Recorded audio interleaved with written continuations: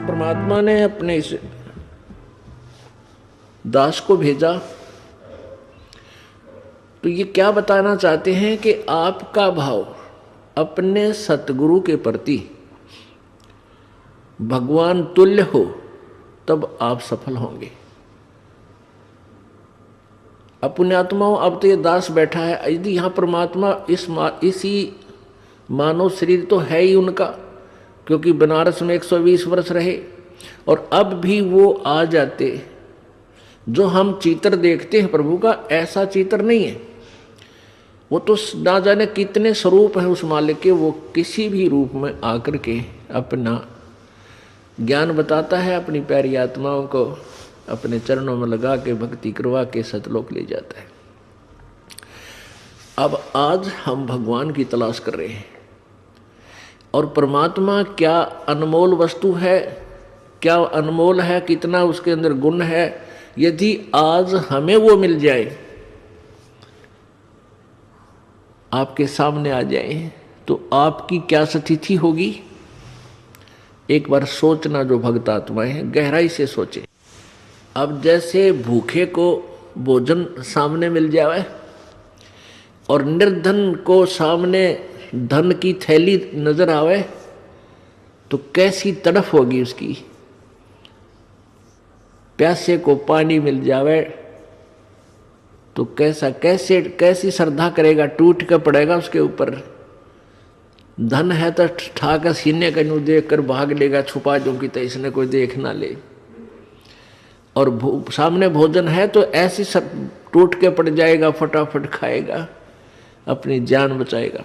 ऐसे ही हमें जब परमात्मा आज मिल जाए, आपके सामने आ जाए, क्योंकि हम उसी की तलाश में तो भटक रहे हैं, तो आपकी कैसी श्रद्धा होगी ये आप अपने अपने स्तर से सोच सकते हैं। अब वो भगवान यहाँ आ जाए, अरदास के स्थान पर बैठकर सत्संग करने लग जाए, क्योंकि ज्ञान तो देना ही पड़ेगा उन्होंने, तो आपकी कैसी भावना होगी। आंखों में आंसू हो, हृदय में प्यार हो, और कोई भी अवगुण हम भगवान में देख नहीं सकते, क्योंकि भगवान में अवगुण होता ही नहीं। तो यहाँ हम इसी दृष्टिकोण से परमात्मा के भेजे हुए इस दास को आपने ऐसे ही देखना है, ऐसे विचार रखने, ताकि आपकी आत्मा परमात्मा पाने योग्य बनी रहेगी, उसमें मैल नहीं आवेगा। अब जैसे हमने परमात्मा पाना है तो गुरु जी को भगवान स्वीकार करना होगा। परमात्मा को एज ए गॉड ट्रीट करना पड़ेगा, तब ही हम निर्मल होंगे, हमारे अंदर आधीनी श्रद्धा बनी रहेगी। अब एक गणित के अंदर एक प्रश्न आता है ऋण का, लोन का। उसमें क्या होता है कि मूल धन ज्ञात करना होता है, और वो मूलधन लाखों और करोड़ों की संख्या का होता है।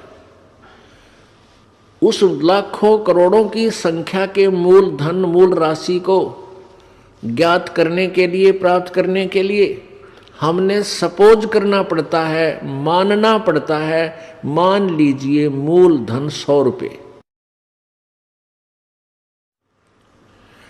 उस 100 रुपये मूलधन को मानकर हम उस ओरिजिनल, वास्तविक, उस करोड़ों और लाखों वाले मूलधन को प्राप्त कर सकते, अन्यथा हम उसका कोई और हल कर ही नहीं सकते, उसको प्राप्ति कर ही नहीं सकते। इसी प्रकार वो परमात्मा तो अथाह है, बहुमूल्य है, उसकी कोई कीमत को नहीं, वो तो मालिक है, समर्थ है। उस समर्थ भगवान को पाने के लिए हमने गुरुजी को मानना पड़ेगा। ये भगवान मान लो, गुरुजी भगवान परमात्मा।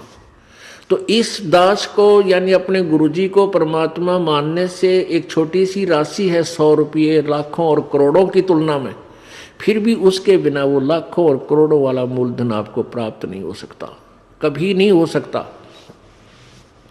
आप जी ने अपने गुरुजी को भगवान मान लेना चाहिए।